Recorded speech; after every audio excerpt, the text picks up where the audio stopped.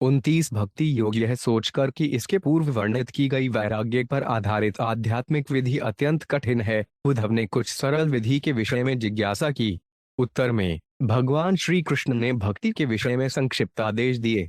सकाम कर्मी तथा योगी जन भगवान की माया से विमोहित होने के कारण तथा अपनी झूठी पहचानों से गर्वित होने के कारण भगवान के चरण कमलों की शरण ग्रहण करने से इनकार करते हैं। किंतु सार तथा असार में भेद जानने वाले हंसवत व्यक्ति सदैव भगवान के चरण कमलों को शरण ग्रहण करते हैं। भगवान तहत गुरु के रूप में जीव के भीतर से और उदाहरणों के द्वारा शिक्षा देने वाले गुरुवार के रूप में बाहर से आत्मा के सारे दुर्भाग्य को दूर करता है और अपने साकार रूप को प्रकट करता है। मनुष्य को चाहिए कि अपने मन को भगवान में लीन करके सारे कर्म भगवान के लिए ही करें। उसे भगवान के पवित्र धाम का, जहां उनके भक्तगण निवास करते हैं, लाभ उठाना चाहिए और भगवान की सेवा करनी चाहिए तथा उनके सम्मान में उत्सवों पर्वों का आयोजन करना चाहिए। सारे जीवों को कृष्ण का आवास स्थान समझते हुए मनुष्य को चाहिए कि सर्वत्र संभाव से देखने की सामर्थ्य प्राप्त करे। इस तरह ईर्ष्या, मिथ्या अहंकार जैसे दुर्गुण दूर हो जाएंगे। इसे मन में रखते हुए भक्त को चाहिए कि वह अपने घमंडी संबंधियों, अपने विलगाववादी दृष्टिकोण तथा सांसारिक उलझनों को त्याग दे और सबों को, यहाँ तक कि कुत्तों तथा चांडालों को भी दंड प्रणाम करे। जब तक वे सारे प्राणियों में भगवान को उपस्थिति देखने का अभ्यास नहीं कर लेता, तब तक उसे चाहिए कि वह अपने शरीर, मन तथा वाणी का उपयोग भगवान की पूजा करने में करें और सबों को नमस्कार करें। क्योंकि भगवान की भक्ति की यह शाश्वत विधि दिव्य है और स्वयं भगवान द्वारा स्थापित की गई है, इसलिए यह लेश मात्र भी न तो कभी परास्त हो सकती है न ही निष्फल सिद्ध होगी। जब मनुष्य अनन्य भक्ति द्वारा अपने को भगवान को अर्पित कर देता है, तो भगवान विशेष रूप से प्रसन्न होते हैं और इस तरह भक्त अमरता प्राप्त करता है और भगवान के ही समान ऐश्वर्य पाने का अधिकारी बन जाता है। इन आदेशों को पाकर श्री उद्धव भगवान के निर्देश का पालन करने के लिए बद्रिकाश्रम गए और भगवान के आदेशों को पूरी तरह संपन्न करने के फल स्वरूप उन्होंने भगवान का दिव्य धाम प्राप्त किया। भगवान द्वारा महानतम भक्त उद्धव से कहे गए इन आदेशों का श्रद्धापूर्वक पालन करने से संपूर्ण जगत मुक्त हो सकता है। श्री उद्धव ख्वात सुट्टुस्तरामि मामन एयोगचर्याम नात्मन यथा जनसा पुमान सिद्धब्बेतन में बुहाज साच्युत। नौ। श्री उद्धव ने कहा, हे भगवान अच्युत, मुझे भय है कि आपके द्वारा वर्णित योग विधि उस व्यक्ति के लिए अत्यंत कठिन है जो अपने मन को वश में नहीं रख सकता। इसलिए आप सरल शब्दों में यह बतलाएं कि कोई व्यक्ति किस तरह इसे अधिक आसानी से संपन्न कर सकता है। प्रायशः पुंडरीकाक्षिण्यंतो योगिनो मनः विषीदन्त्यस्मा आधानान् मनोनिग्रह कर्षिता। 2। है कमलयन भगवान, सामान्यतया जो योगीजन मन को स्थिर करने का प्रयास करते हैं, उन्हें समाधि की दशा पूर्ण कर पाने की अपनी अक्षमता के कारण निराशा का अनुभव करना पड़ता है। इस तरह वे मन को अपने वश में लाने के प्रयास में उकता जाते हैं। तात्पर्य: भगवान की शरण के बिना योगी ब्रह्म में पना मन स्थिर करने के कठिन कार्य से शीघ्र ही निरुत्साहित हो जाता है। अर्थात आनंद दुर्घन पदाम्बुजन इंसाह श्रेरनरविंदलोचन सुख विश्वेश्वर योग कर्म भिस्तवन भायामी विहता नम्रानियन। 3। इसलिए हे कमलयन ब्रह्मांड के स्वामी, हंस सहृष व्यक्ति खुशी खुशी आपके उन चरण कमलों की शरण ग्रहण करते हैं जो समस्त दिव्य आनंद के स्रोत हैं। किंतु जिन्हें अपने योग तथा कर्म की उपलब्धियों पर गर्व है, वे आपकी शरण में नहीं आ पाते और आपकी माया शक्ति द्वारा परास्त होते हैं। तात्पर्य: यहाँ पर श्री उद्धव बलपूर्वक कहते हैं कि मात्र भगवान की शरण ग्रहण करने से आध्यात्मिक सिद्धि प्राप्त की जा सकती है। जो ऐसा करते हैं वे हंस कहलाते हैं। वे मनुष्यों में सर्वाधिक विवेकवान होते हैं क्योंकि वे आध्यात्मिक सुख के असली स्रोत भगवान के चरण कमलों को खोज लेने में समर्थ होते हैं। योग कर्मा भी शब्द सूचित करता है कि जो लोग योग या सामान्य भौतिक उद्योग के क्षेत्र में को गई उपलब्धि पर गर्व करते हैं या उसको और आकृष्ट होते हैं, वे भगवान की अज्ञापूर्वक शरणागति से होने वाले महान लाभ को नहीं समझ पाते। सामान्यतया सकाम कर्मी तथा योगी अपनी अपनी तथाकथित उपलब्धियों पर गर्वित रहते हैं और वे भगवान की अपेक्षा अपने प्रयास की ओर अधिकाधिकृष्ट रहते हैं। भगवान कृष्ण की दीनतापूर्वक शरण ग्रहण करके कृष्ण भावनामृत के मार्ग पर आसानी से और तेजी से अग्रसर हुआ जा सकता है और भगवधाम जाया जा सकता है। कि चित्रमच्युत त्वैतशेष बंधु दासेश्वनय शरणेषु यदात्मसात्वम। योड 5 रोचियत सहमृगः स्वयं व्रराणा श्रीमत् किरीट तटपीडित पादपीठ। 4। हे अच्युत प्रभु, यह आश्चर्य की बात नहीं है कि आप अपने उन सेवकों के पास घनिष्ठता पूर्वक जाते हैं जिन्होंने एकमात्र आपकी शरण ले रखी है। जब आप भगवान रामचंद्र के रूप में प्रकट हुए थे, उस अवधि में ब्रह्मा जैसे महान देवता आपके पाद पीठ पर अपने मुकुट के ऐश्वर्यशाली सिरे रखने के लिए लालायित रहते थे। तब आपने हनुमान जैसे बंदरों पर विशेष स्नेह प्रदर्शित किया, क्योंकि उन्होंने एकमात्र आपकी शरण ले रखी थी। तात्पर्य: भगवत भक्त भगवान की अहेतु की कृपा से पूर्ण सफल होते हैं। कभी कभी भगवान कृष्ण अपने महान भक्तों यथा नंद महाराज, गोपियों, बलि महाराज आदि के अधीन पद को स्वीकार करते हैं। यद्यपि ब्रह्मा जैसे देवता अपने अपने मुकुटों को भगवान के पाद पीठ पर छुआने के लिए पंक्तिबद्ध खड़े हुए थे, फिर भी भगवान रामचंद्र ने अपनी घनिष्ठ मित्रता हनुमान जैसे बंदरों को प्रदान की थी। इसी तरह भगवान कृष्ण का हिरणों तथा गौओं से, यहाँ तक कि वृंदावन के वृक्षों से स्नेह सुविख्यात है। अपरंच भगवान ने प्रसन्नता पूर्वक अर्जुन का रथा का और राजा युधिष्ठिर के दूत और आज्ञाकारी कर्मचारी का कार्य किया। ऐसे भक्तों को योग शक्तियां पाने के लिए ज्ञान योग की विस्तृत विधि की आवश्यकता नहीं रह जाती। यहाँ पर इन सारे भक्तों के प्रतिनिधि श्री उद्धव हैं, जो भगवान से साफ साफ कह देते हैं कि दार्शनिक चिंतन तथा योग जैसी जटिल विधियां उप व्यक्ति को आकर्षक नहीं प्रतीत होती, जिसे भगवान की प्रत्यक्ष प्रेमा भक्ति का आस्वाद प्राप्त हो चुका है। तत्वाखिलात्मदितेश्वर सर्वार्थध्वन स्वकृत विद्विसुजेत कुनु को वा भजेत कृम्पि विस्मृतेनुभूत की वा भवेन तपाद्र जो जुसान। 5। तो भला किसमें साहस है, जो आत्मारूप पूजा के सर्वप्रिय लक्ष्य तथा सबों के परम ईश्वर आपका, जो अपनी शरण लेने वाले भक्तों को सभी संभव सिद्धियां प्रदान करने वाले हैं, तिरस्कार कर सके? आपके द्वारा प्रदत्त लाभों को जानते हुए भला इतना कृतघ्न कौन हो सकता है? ऐसा कौन है जो आपका तिरस्कार करके ऐसी वस्तु को भौतिक सुख के लिए स्वीकार करेगा जिससे आपकी विस्मृति हो? और आपके चरण कमलों की धूलि की सेवा में निरत हम लोगों को किस चीज का अभाव है? तात्पर्य: श्री महाभारत में मोक्ष धर्म के नारायणीय में कहा गया है, या वै साधन संपत्ति पुरुषार्थज तुष्टय कया बिना तदानोति नयी नारायणाश्रय। विभिन्न आध्यात्मिक विधियों से मनुष्य जीवन के 4 लक्ष्यों में से जो भी प्राप्त किया जा सकता है, उसे वह व्यक्ति ऐसे प्रयासों के बिना प्राप्त कर लेता है जिसने समस्त व्यक्तियों के आश्रय भगवान नारायण की शरण ले ली है। इस प्रकार कृष्ण भावना भावित व्यक्ति जानता है कि वे भगवान कृष्ण की भक्ति की शरण लेने से ही जीवन की सारी सिद्धि प्राप्त कर सकेगा।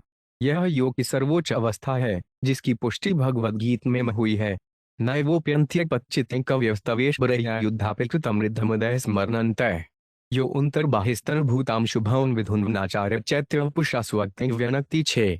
है प्रभु, योगी कवि तथा आध्यात्मिक विज्ञान में पटु लोग आपके प्रति अपनी कृतज्ञता पूरी तरह अभिव्यक्त नहीं कर सके, यद्यपि उन्हें ब्रह्मा जी जितनी दीर्घायु प्राप्त थी, क्योंकि आप 2 रूपों में, बाह्यतः आचार्य रूप में और आंतरिक रूप में परमात्मा की तरह देहधारी जीव को अपने पास आने का निर्देश करते हुए उद्धार करने के लिए प्रकट होते हैं।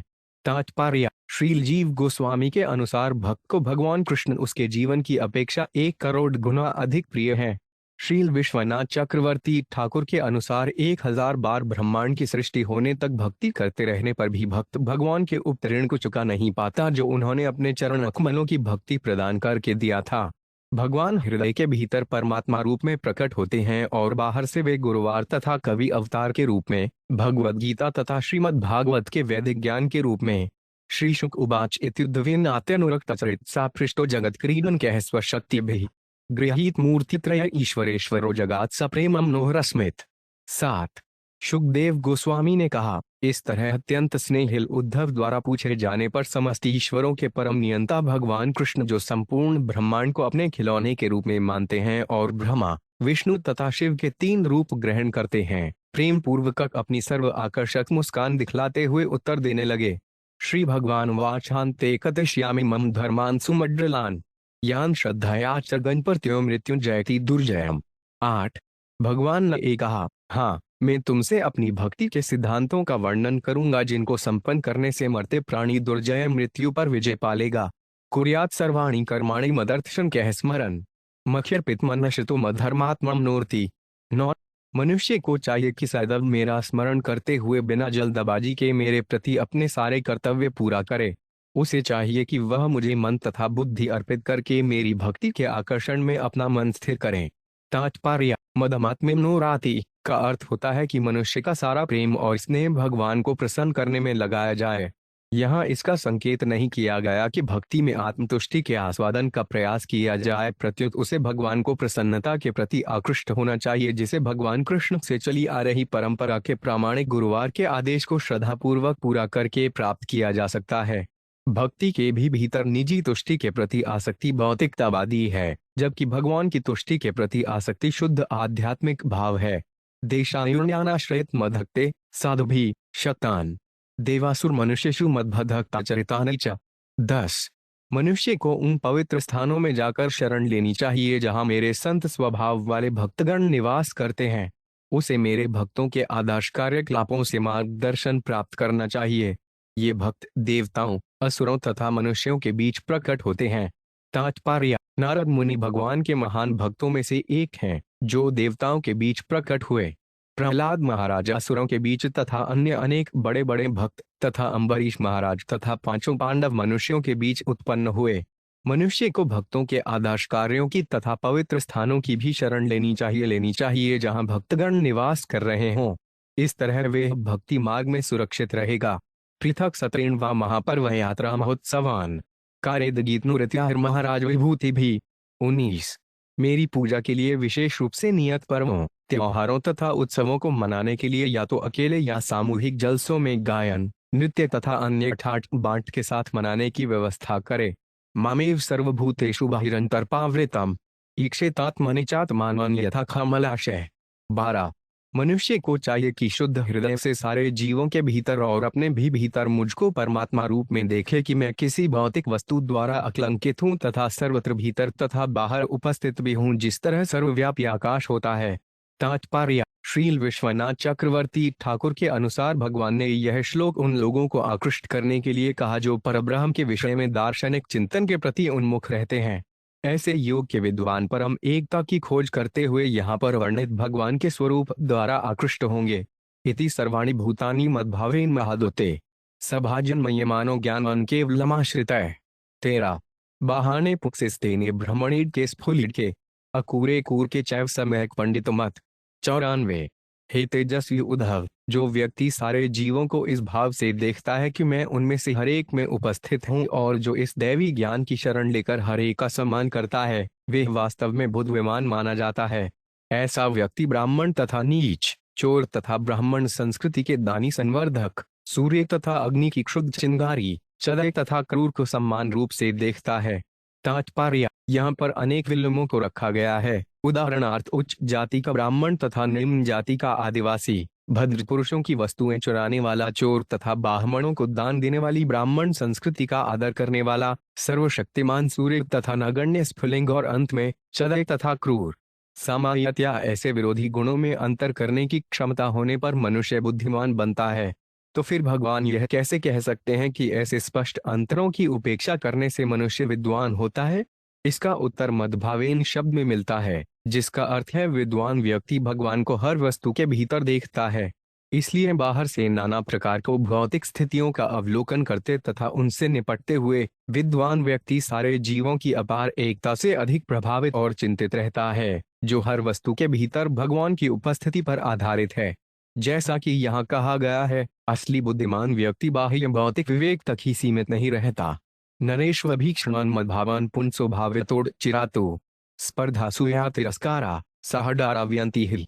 15 जो व्यक्ति सारे पुरुषों में मेरी उपस्थिति का निरंतर ध्यान करता है, उसके लिए स्पर्धा की कुप्रवृत्तियां, ईर्ष्या तथा तिरस्कार एवं उसी के साथ मिथ्या अहंकार तुरंत नष्ट हो जाते हैं।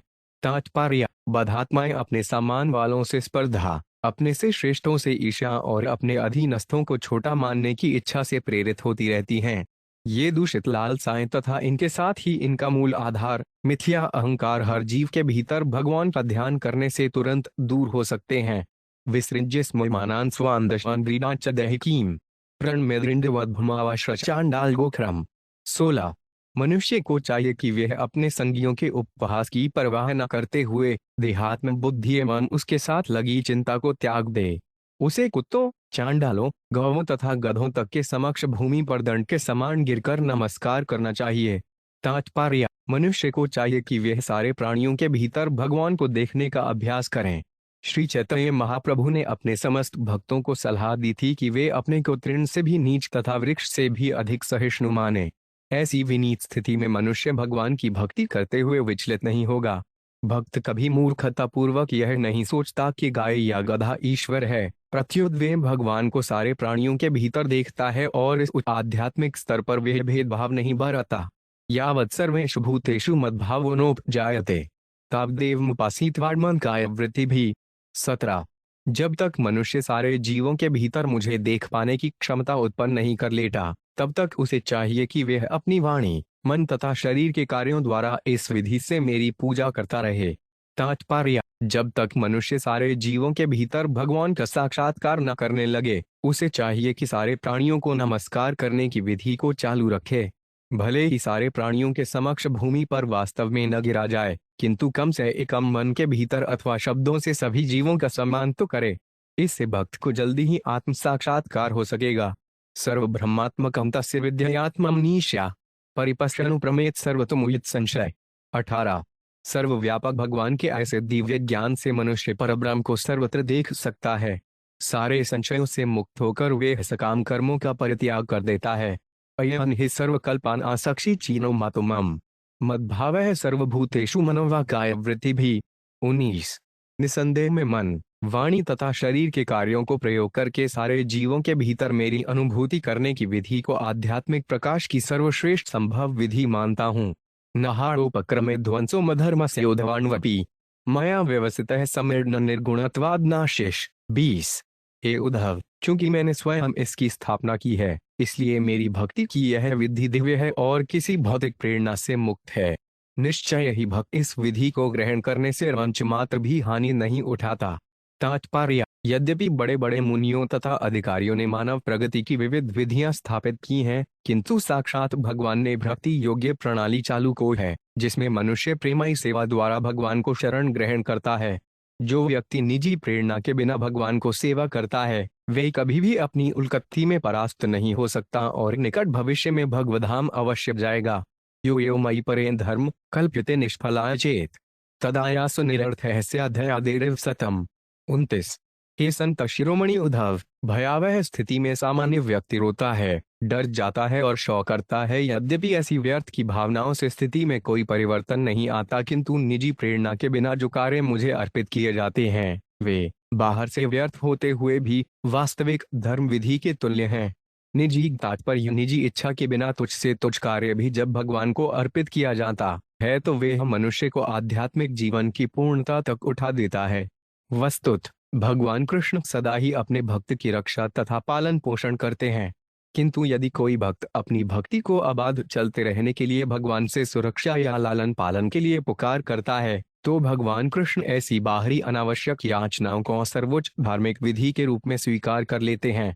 ईशा बुद्धिम तम बुद्धिर्मनीषा च सनीषिणाम यत् सत्यम नुत्तेनेमर्तेनाप्नोति मामृतम। 22।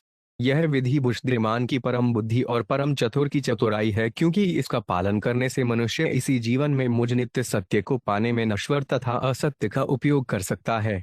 तात्पर्य: जैसा कि इस अध्याय में वर्णित है, जो व्यक्ति भगवान की सेवा में लगकर निजी प्रतिष्ठा चाहता है, वह बुद्धिमान तथा चतुर नहीं माना जाता। इसी तरह जो कृत्रिम दिव्य दार्शनिक बनने के लिए इच्छुक रहता है, वह सर्वाधिक बुद्धिमान नहीं है, न ही जो धन संचित करने में पटु होता है। भगवान यहाँ यह बतलाते हैं कि सर्वाधिक बुद्धिमान तथा चतुर व्यक्ति वे है जो अपने नश्वर मायामय शरीर को तथा अपनी संपत्ति को प्रेम पूर्वक तथा बिना निजी उद्देश्य के भगवान को अर्पित कर देता है। इस तरह भक्त नित्य परब्रह्म को प्राप्त करता है। दूसरे शब्दों में, असली बुद्धिमत्ता तो बिना किसी निजी इच्छा या द्वैत के भगवान कृष्ण की शरण में जाना है। यही भगवान का मत है। एतद्भेद कृत्स्नो ब्रह्मवादस्य सड़ग्रा समास अव्यास विधिना देवानामपि दुर्गम। 23। इस तरह मैंने तुम्हें संक्षेप और विस्तार दोनों ही रूपों में परद्रह्य विषयक विज्ञान का पूर्ण ब्यौरा बतला दिया। यह विज्ञान देवताओं के लिए भी समझ पाना अत्यंत कठिन है। तात्पर्य: देवानाम शब्द उन जीवों का सूचक है जो रजोगुणी हैं, यथा देवता, संत तथा पवित्र दार्शनिक, किंतु फिर भी परब्रह्म को नहीं समझ पाते, क्योंकि उनमें भगवान के प्रति पूर्ण समर्पण का अभाव है। अभीषण शस्ते गद्दित ज्ञान विस्पष्ट युक्तिमत एतद् विज्ञाय मुचेत पुरुषो नष्ट संशय। 24। मैं बारंबार तुमसे स्पष्ट तर्क सहित यह ज्ञान बता चुका हूँ। जो कोई इसे ठीक से समझ लेता है वह सारे संशयों से मुक्त होकर मोक्ष प्राप्त करेगा। सुव्युक्त तप्रेणमयत दपिधारेट। सनातन बरहा गुहा पर ब्रह्मादिगच्छति।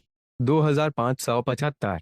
जो कोई तुम्हारे प्रश्नों के इन स्पष्ट उत्तरों पर अपना ध्यान एकाग्र करता है वे वेदों के शाश्वत गुहा लक्ष्य परब्रह्म को प्राप्त करेगा।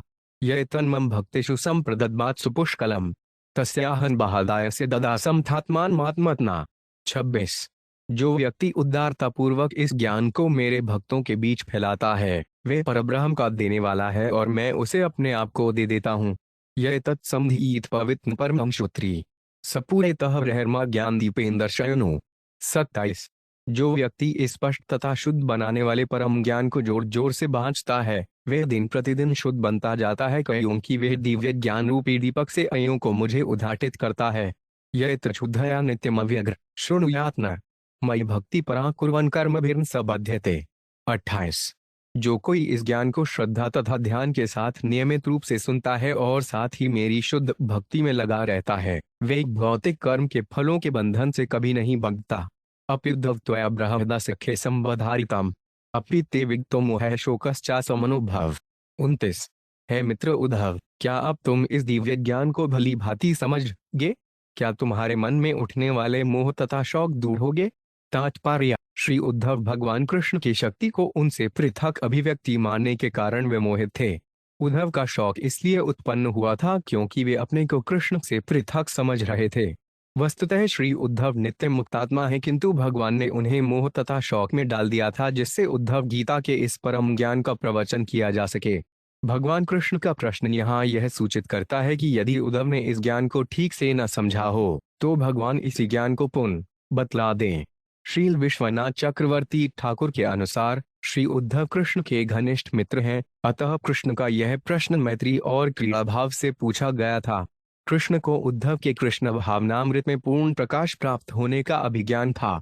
नैतत्वयदाम्भिकाय नास्तिकाय शठाय च अशुशोर भक्ताय दुर्विनीताय दीयताम। 30। तुम इस उपदेश को ऐसे व्यक्ति को मत देना जो पाखंडी नास्तिक या बेईमान हो या जो श्रद्धा पूर्वक न सुनता हो, जो भक्त न हो या जो विनीत न हो। एतद् श्रुतिहीनाय बहाण्याय प्रियाय तृण साध्वे शुचे भूयाधक्ति स्याक्षुद्रयोदितामु। 31। यह ज्ञान उसे दिया जाए जो इन दुर्गुणों से मुक्त हो, जो ब्राह्मणों के कल्याण कार्य के प्रति समर्पित हो तथा जो प्रेमी हो, संत स्वभाव का हो और शुद्ध हो। और यदि सामान्य श्रमिकों तथा स्त्रियों में भगवान के प्रति भक्ति पाई जाए तो उन्हें भी योग्य श्रोताओं के रूप में स्वीकार करना चाहिए। नेतद् विज्ञाय जिज्ञासुर्जातव्यम वशिष्यते पीत्वा पीयूषमूतं पातव्यमन्नावशिष्यते। 32। जब जिज्ञासु व्यक्ति इस ज्ञान को समझ लेता है तो उसे और जानने के लिए कुछ भी नहीं रहता। आखिर जो सर्वाधिक स्वादिष्ट अमृत का पान कर चुकता है वे कहीं प्यासा रह सकता है? जाने कर्मणि योगेण वार्ताया दंडधारणे यावान अर्थो नृणाताड़ तावान स्तेढाम चतुर्वेद। 33। वैशेषिक ज्ञान, कर्मकांड, योग, सांसारिक वाणिज्य तथा राजनैतिक प्रशासन द्वारा लोग धर्म, अर्थ, काम तथा मोक्ष में प्रगति करना चाहते हैं, किंतु क्योंकि तुम मेरे भक्त हो इसलिए जो कुछ इन नाना विधियों से प्राप्त किया जा सकता है उसे तुम आसानी से मेरे भीतर पा सकोगे। तात्पर्य: जो कुछ भी विद्यमान है उसका आधार भगवान कृष्ण है और जो भी भगवान की एकमात्र शरण ग्रहण करता है वे कृष्ण की शरणागत होने के अपने बुद्धिमत्तापूर्ण निर्णय से कोई हानि नहीं उठाता। मर्त्यो यदा त्यक्तस्मस्त कर्मा निवेदितात्मा विचिकीर्पितो में तदा तत्वान प्रतिपद्ममानो मय्यात्म भूयाय च कल्प्यते। 34। जो व्यक्ति सारे सकाम कर्म त्याग देता है और मेरी सेवा करने की तीव्र उत्कंठा से पूरी तरह मुझ में समर्पित हो जाता है वह जन्म मृत्यु से मोक्ष पा लेता है और मेरे ऐश्वर्य के भागी के पद पर उन्नत हो जाता है। श्री शुकवाच सैवमादशयोग मार्गस्तदोत्तमय लोकवचो निशम्य बधाईजल प्रीति प्रउद्ध कंठो न किजनिदुचेन श्योप्रीप्लुताक्ष। 35। श्री सुखदेव गोस्वामी ने कहा, भगवान कृष्ण द्वारा कहे गए इन शब्दों को सुनकर तथा इस प्रकार संपूर्ण योग मार्ग दिखलाए जा चुकने पर उद्धव ने नमस्कार करने के लिए अपने हाथ जोड़ लिए, किंतु उनका गला प्रेम से रूंध गया और आंखें अश्रुओं से पूरित हो गईं जिससे वे कुछ भी नहीं कह पाए। विष्टभ्य चितान प्रणयाम घूर्ण धैर्य राजन बाहुमयमान कृताज्जलहि प्रायद् प्रवीवान शीर्षणा स्परिशंस्त चरणारविंदम। 36। प्रेम से अभिभूत हुए अपने मन को स्थिर करते हुए उद्धव ने यदुवंश के महानतम वीर भगवान कृष्ण के प्रति अतीव कृतज्ञता का अनुभव किया। हे राजा परीक्षित, वे अपने सिर से भगवान के चरण कमलों का स्पर्श करने के लिए झुके और तब हाथ जोड़कर बोले। तात्पर्य: श्रील जीव गोस्वामी के अनुसार श्री उद्धव के मन में भगवान कृष्ण से विछोह का भय निरंतर घर करता जा रहा था, इसलिए वे अपने ऊपर भगवान की महती कृपा का स्मरण करके अपने उत्साह को बनाए रखना चाहते थे। उन्होंने भगवान के प्रति कृतज्ञता के भाव से अपने मन को स्थिर किया। श्री उवाच विद्वावितो मोहमहान धक्कारो ये आश्रितो में तव सन्निधानात् विभावसो किन्नु समीप गस्य शीतां तमोभि प्रबंध्य जादय। 37। श्री उद्धव ने कहा, हे अजन्मा आदि भगवान, यद्यपि मैं मोह के गहन अंधकार में गिर चुका था, किंतु आपकी दयामी संगति से अब मेरा अज्ञान दूर हो चुका है। निसंदेह शीत, अंधकार तथा भय उस पर किस तरह अपनी शक्ति दिखा सकते हैं जो तेजवान सूर्य के निकट पहुंच गया हो। तात्पर्य: यद्यपि श्री उद्धव को भगवान श्री कृष्ण से बिछुड़ने का भय लग रहा था, किंतु अब उनकी समझ में आ चुका था कि मूलतः भगवान ही सर्वे सर्वा हैं। जिसने भगवान के चरण कमलों में शरण ले रखी है, उसका कृष्ण भावनामृत न तो कभी कम हो सकता है, न उसे कोई डरा धमका सकता है। प्रत्यर्पितों में भवतानुकंपिनां भृत्याय विज्ञानमय प्रदीप हित्वा कृतज्ञस्तव पादमूलान को उणयान समीयाचरणं त्वदीयम्। 38। मेरे तुझ आत्मनिवेदन के बदले आपने मुझ अपने सेवक पर दया पूर्वक दिव्य ज्ञान के प्रदीप का दान दिया है, इसलिए आपका कौन भक्त जिसमें तनिक भी कृतज्ञता होगी आपके चरण कमलों को त्याग कर अन्य स्वामी की शरण ग्रहण करेगा। विकृष्ट में सूर्य स्नेह पाशोदाशाय वृष्ण्यंधथक सात्वतेषु प्रसारितः सृष्टि विविधय त्वया स्वमायाध्यात्म सुबोधेतना। 39। दाशाहों, वृष्णियों, अंधकों तथा सात्वतों के परिवारों के प्रति मेरे स्नेह की ईर्ता से बंधी हुई रस्सी, वे है रस्सी जिसे आपने अपनी सृष्टि को उत्पन्न करने हेतु अपनी माया से आरंभ में मेरे ऊपर डाल रखी थी, अब दिव्य आत्मज्ञान के हथियार से कट गई है। तात्पर्य: यद्यपि इस श्लोक में उल्लिखित परिवारों के सदस्य कृष्ण के नित्य संगी हैं, अत स्नेह के समुचित पात्र हैं, किंतु श्री उद्धव ने उन्हें भगवान के शुद्ध भक्त मानकर अपने संबंधियों के रूप में माना है। भगवान की माया से प्रभावित होकर उद्धव ने इन कुलों के लिए समृद्धि तथा विजय की कामना की थी, किंतु अब कृष्ण के उपदेशों को सुनकर उन्होंने अपना मन एकमात्र भगवान कृष्ण पर एकाग्र कर लिया है। अत वे अपने तथाकथित पारिवारिक सदस्यों को बिना किसी भौतिक चिंतन के भगवान का नित्य दास मानते हैं। नमोस्तु ते महायोगीन प्रपन्नम नृषाधि माम यथा त्वचारुणाम भुजे रति स्थान पायिनी। 40। है महायोगी, आपको नमस्कार है। मुझ शरणागत को आप उपदेश दें कि मैं किस तरह आपके चरण कमलों के प्रति अनन्य अनुरक्ति पा सकता हूँ। श्री भगवान वाच गच्छोद्धव मयादिष्टो बदर्याख्यं ममाश्रमम् तन्मत्पाद तीर्थोदे स्नानोपस्पर्शने। शुक्ति 41। ईक्षयाल्कनान्दाया विधूताशेष कल्मषः वसानोवल कलाण्यर्वयभुक् सुखनिः स्पृह। 42। तितिश्लु इंद्रमात्राणा सुशील संयतेन्द्रियः शान्तः समाहित धिया ज्ञान विज्ञान संयुतः। 43। मत 5 न शिक्षितां यत्ते विवेक्तं न भाव्यन् मयावेशित्वा कि तुम अधर्म निर्तो भव अतिद्रज गति स्तिस्त्रो मामेष्यसि ततः परम। 44। भगवान ने कहा, हे उद्धव, मेरा आदेश लो और बद्रिका नामक मेरे आश्रम जाओ। तुम वहां के पवित्र जल को जो मेरे चरण कमलों से निकला है स्पर्श करना तथा उसमें स्नान करके अपने को शुद्ध करना। तुम पवित्र अलकनंदा नदी के दर्शन से समस्त पापों से अपने को मुक्त करना। तुम वृक्षों की छाल पहनना और जंगल में जो कुछ मिल सके उसे खाना। इस तरह तुम संतुष्ट और इच्छा से मुक्त, समस्त द्वैतों के प्रति सहिष्णु, अच्छे स्वभाव के, आत्मा संयमी, शांत तथा आध्यात्मिक ज्ञान एवं विज्ञान से समन्वित हो सकोगे। अपना ध्यान एकाग्र करके मेरे द्वारा दिए गए उपदेशों पर निरंतर मनन करना और इनके सार को आत्मसात करना। अपने वचनों तथा विचारों को मुझ पर स्थिर करना और मेरे दिव्य गुणों की अनुभूति को अपने में बढ़ाने के लिए सदैव प्रयास करना। इस तरह तुम प्रकृति के 3 गुणों के गंतव्य को पार करके अंत में मेरे पास आ जाओगे। श्री शुक उवाच स्वयं पुक्त हरिमिद सोदव्यः प्रदक्षिण अंत परिसृत्य पाद्यो शिरोनिधाया शुक्लाभेरादर्ध्य शिजनद्वंद्य प्रडप्यपक्रमे। 47। शुकदेव गोस्वामी ने कहा, इस तरह भौतिक जीवन के समस्त कष्ट को नष्ट करने वाली बुद्धि के स्वामी भगवान कृष्ण द्वारा संबोधित किए जाने पर श्री उद्धव ने भगवान की परिक्रमा की और तब भगवान के चरणों पर अपना सिर रखकर भूमि पर लेट गए। यद्यपि उद्धव सारे भौतिक द्वंद्वों के प्रभाव से मुक्त थे, किंतु उनका हृदय विदीर्ण हो रहा था और विदा के समय उन्होंने अपने आंसुओं से भगवान के चरण कमलों को भिगो दिया। सुदस्तेजस्ने वियोग कत्रो न शब्दवंस्तां परिहातु मातुरः कुछुम ययोमूर्धनि भर्तृपादुके विश्रन नमस्कृत्य ययो पुनः पुनः। 46। जिनसे उद्धव का अटूट स्नेह था उनसे बिछुड़ने से अत्यधिक डरते हुए वे किंग कर्तव्य विमूढ़ हो गए और वे भगवान का साथ छोड़ नहीं पाए। अंत में अत्यधिक पीड़ा का अनुभव करते हुए उन्होंने बारंबार भगवान को नमस्कार किया और अपने स्वामी के खड़ाओं को सिर पर रखकर वहां से प्रस्थान किया। तात्पर्य: श्रीमद् भागवत के अनुसार 3, 4, 5 जब उद्धव बद्रिकाश्रम जा रहे थे तो उन्होंने उन्होंने भगवान की प्रभास यात्रा के विषय में सुना। पीछे मुड़कर तथा कृष्ण के पीछे पीछे जाकर उन्होंने देखा कि यदुवंश के विनाश के बाद भगवान अकेले थे। जब भगवान ने पुनः कृपा करके मैत्रेय के साथ जो अभी अभी पहुंचे थे उपदेश दिया तो उद्धव को लगा कि उनका सत्य ज्ञान जागृत हो उठा है और तब भगवान के आदेश से वे अपने रास्ते पर आगे बढ़ गए।